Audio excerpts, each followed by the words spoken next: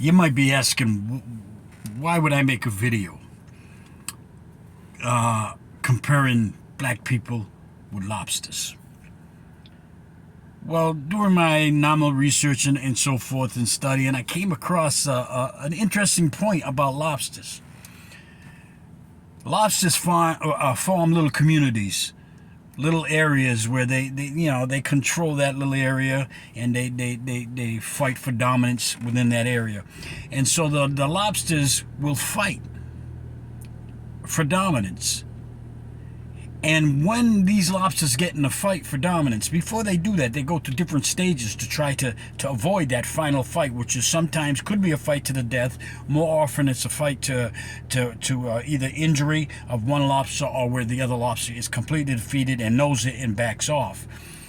But when they get to that point and have that fight, the losing lobster, after the fight, and he realizes he has lost the fight, he will back off and be so depressed and feel so bad about losing the fight that that lobster goes off in seclusion, and its brain literally dissolves, and he grows a new brain.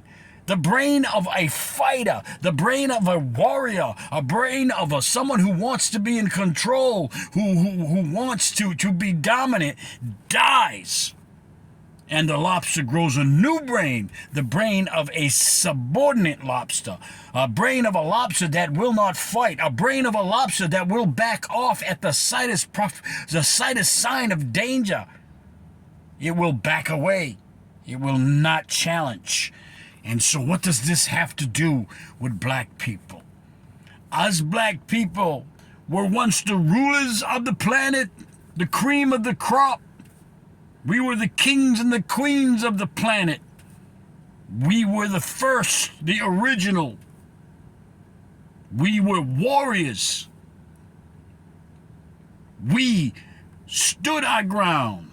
We fought our enemy.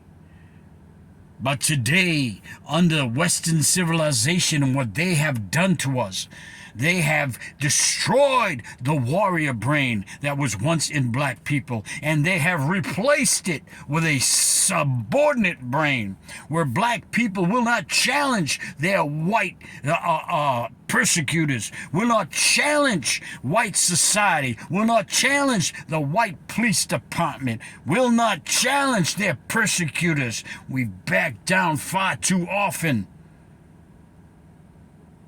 We have forgotten who we are, forgotten the warriors that we once were and can still be. Like the lobster, once defeated, will go away in seclusion, and its brain will dissolve and it will grow the new brain of a subordinate lobster. Look it up if you don't believe me. It grows a new brain. A brain of a subordinate lobster. He went from a warrior lobster to one who bows down, one who will not fight, one who will not challenge. That is what they have done to us. They have replaced the African brain, the black brain of a king, of a queen, of a warrior, to that of someone who is subordinate, who will not challenge you, will not fight back. We need to reclaim the brain of a warrior. We need to grow it back so that we challenge those who persecute us. We stand up to those who humiliate us. We do not accept abuse of us by anyone, irregardless of what they have on their person in the way of a uniform of authority. Regardless of how much money they have, regardless of their position, we do not accept it. We must stop being like that lobster who was once defeated, went away, and developed a new brain of a subordinate lobster who will not challenge anyone.